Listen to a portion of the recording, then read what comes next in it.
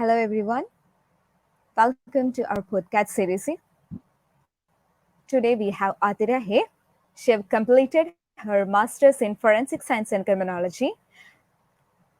She have 1 year experience in ICAR CPCRI by Government of India, 1.5 year of teaching experience at Madurai Kamaraj University and Alagappa University.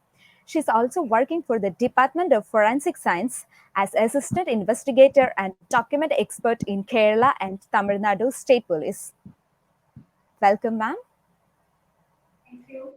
Ma'am, shall we start? Yeah.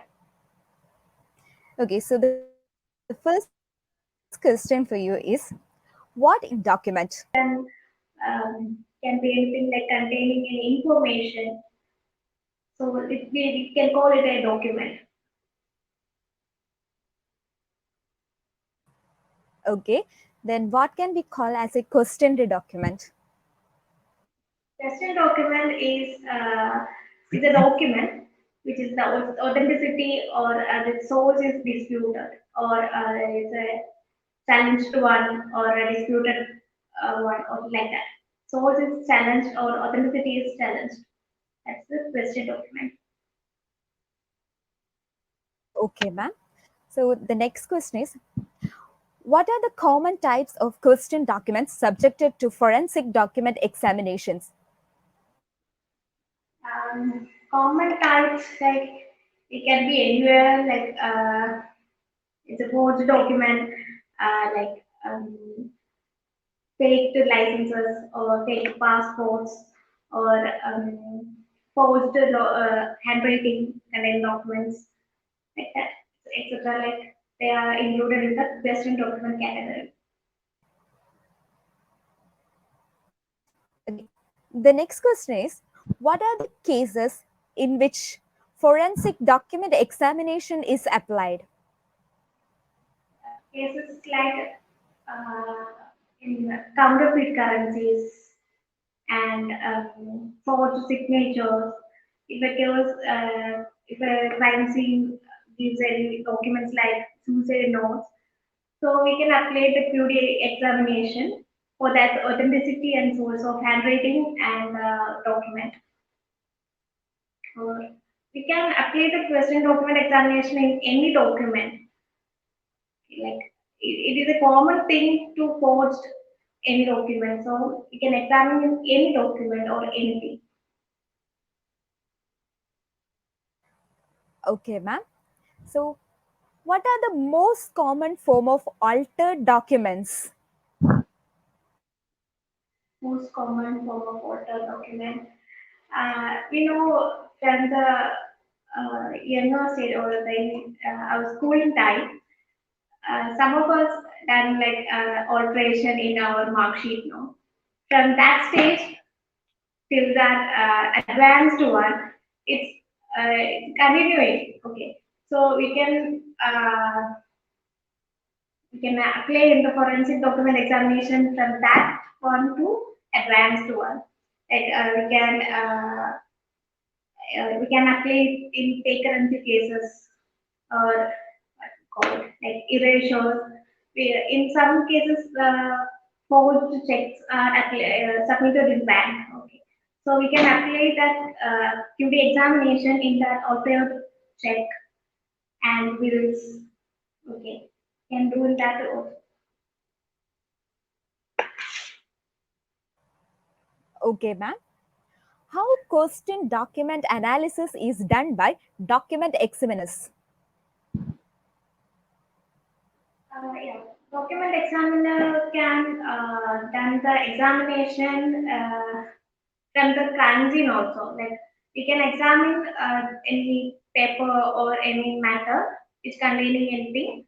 Like we can check it the preliminary way, like visual examination. We can examine with the help of some light sources and some magnifying lenses. Or if we feel anything alteration or anything is there, uh, we can collect it and transfer to the forensic lab. And in the lab, we can examine the forensic documents by the help of some physical and chemical methods. Okay, physical methods which includes the some tools and techniques like VSC, video spectral comparator, and ESTA, electrostatic detection apparatus. We can use these type of tools and instruments for the confirmation or the visualization of some evidences. Okay, after that, for the confirmatory part, at last only we should examine the chemical examination with the help of that. Okay, chemical examination is mainly done for the examination of ink, comparison of ink, and the age of the document, and the materials, the paper or the material containing. Okay, for that only we are using the chemical examination. Enough of that, we are using the physical examination for the identification and visualization of any evidences or markings. Okay, ma'am. So the next question is, what kind of results should be expected from a forensic document examination? Yeah, the result. Every expert are like to submit or give the confirmed result. Okay, but sometimes we have some challenges on that.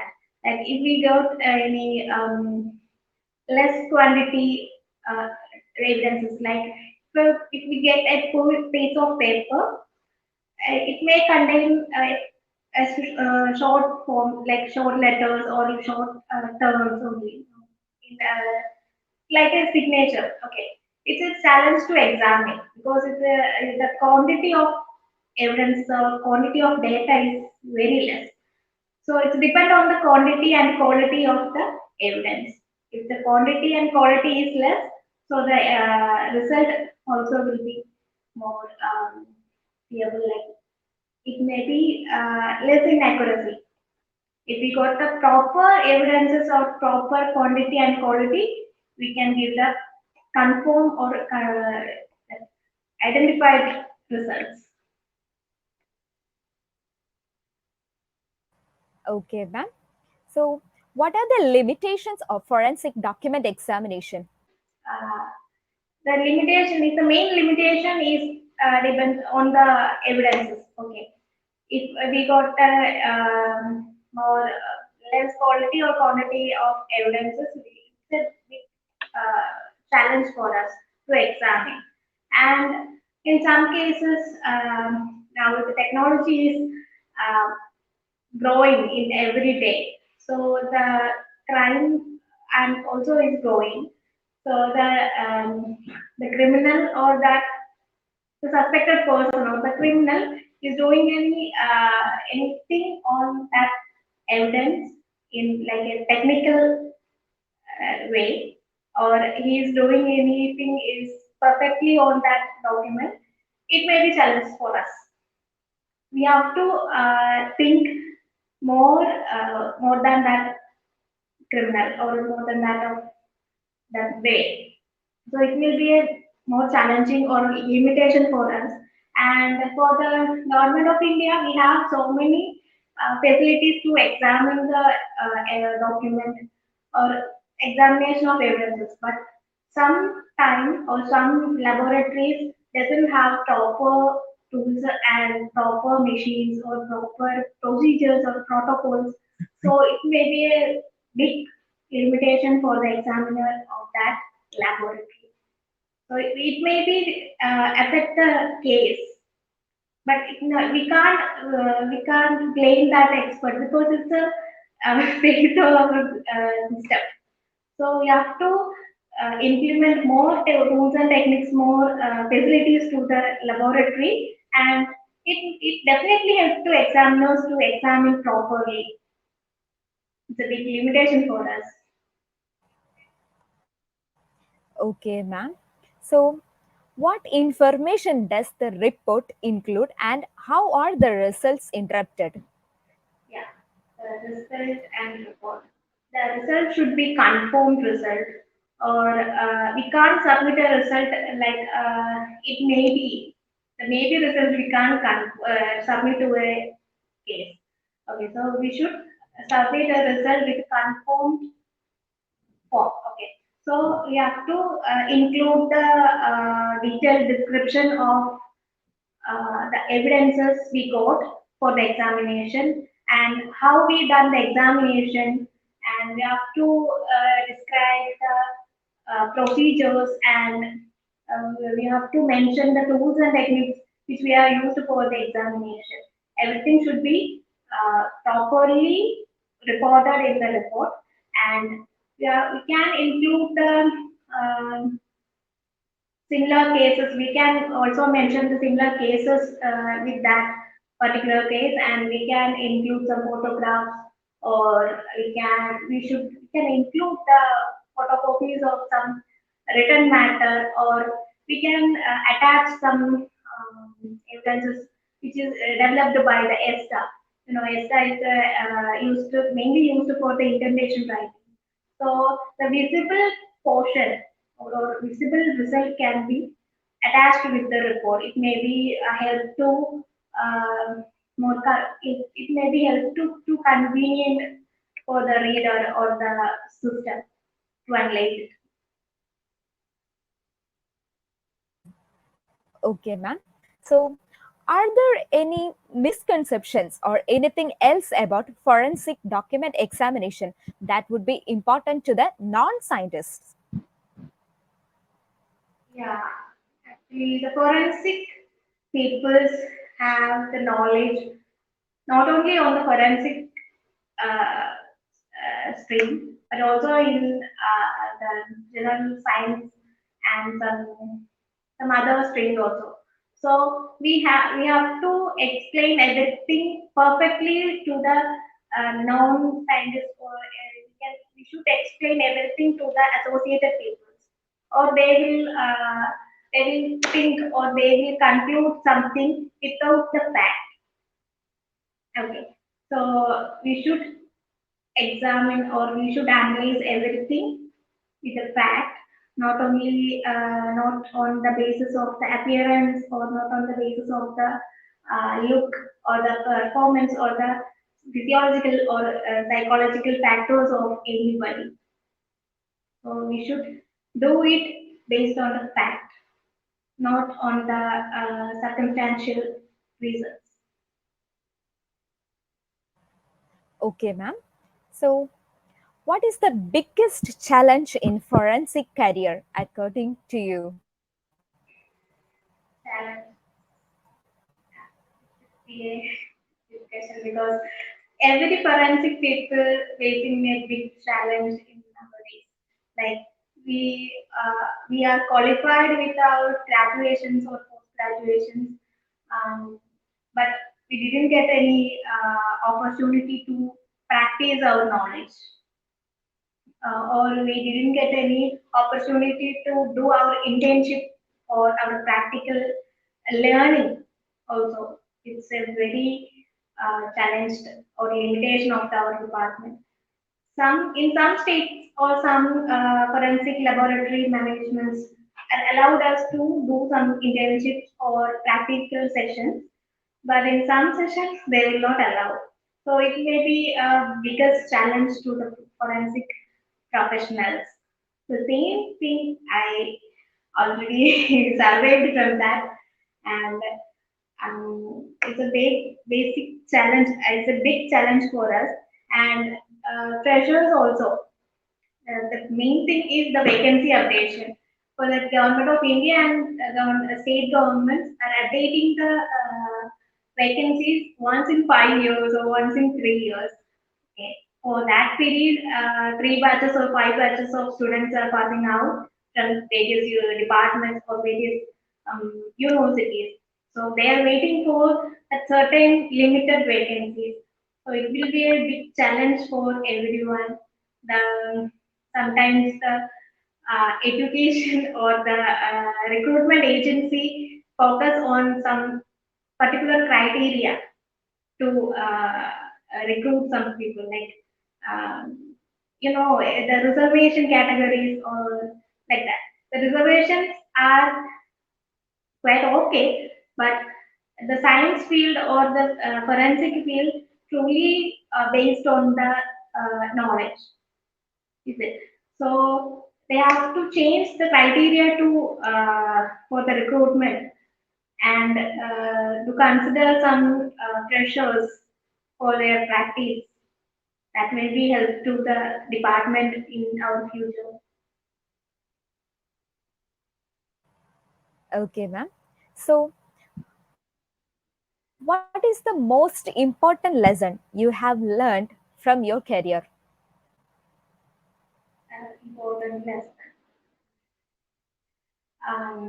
When I did my when I completed my PG, I didn't get any idea to what I have to do after that. I got a job by campus interview, so I joined that. From that, within 3 or 4 months, I learned something from there. In that period, I faced so many problems because of the ignorance. Ignorance is a biggest um, failure of everyone. We can't ignore anything or anything from our scene of crime or anything in front of the circumstance. We should include everything. We should examine everything. So the ignorance is a biggest lesson for me. And the other lesson, yeah, if you got any controversial cases or if you got any cases to do, we should keep all the things very privately. Like we can't share anything to anybody. It may affect our life also and the case also. So we should keep everything privately and don't share anything to anybody, like to our seniors also, to our senior faculty or senior professionals also, before the confirmation. Don't share anything. First, we have to confirm our fact, confirm our finding, and only we should inform the authority. Otherwise, it will comes under our head because of the maybe it may be a failure for us, but we should um, check on that. Okay, ma'am. So, what is the one piece of advice that you would like to a person who is going to start their career in forensic?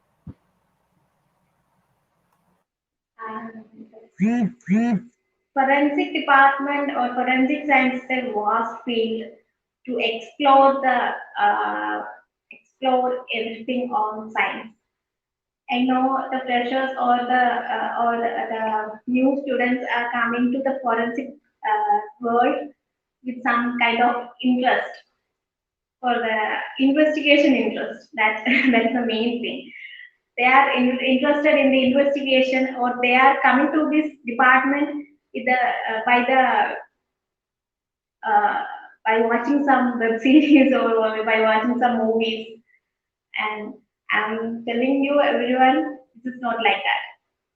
It's entirely different from the movies and web series. Am I audible? Yeah, ma'am, you are. Entirely different from the fantasy world. We should do everything by ourselves. Nobody will help us. So we have to be bold in some situations and continue your interest until your profession is confirmed. Otherwise, we can't survive in this field. And you have to you have to continue the practice. Okay, and do more practical sessions more than the theory part, because the theory, we know the forensic peoples know what we are learned by theory and what we are learned by practice. It's very different. The theory part is very different and practical part is very different. So you have to do more practical than the theory, and it will help you for the future, and it will be help you for the some situations which are we have to be handled by ourselves, and always maintain. You have to always attend some seminars or conferences given by the government or any other university, because we can get more knowledge from there, and we also get some good contacts, like professional contacts. We have to maintain the professional contacts every time, because we don't know when we have the need of a professional call. So we have to maintain the good contacts with the professionals that maybe help you for the future. Okay, ma'am. So, who is the number one in India and in the world in the field of forensic document examination? Number one, I can't say any particular person for that, because everyone is good in their own field. So I can't say any particular name.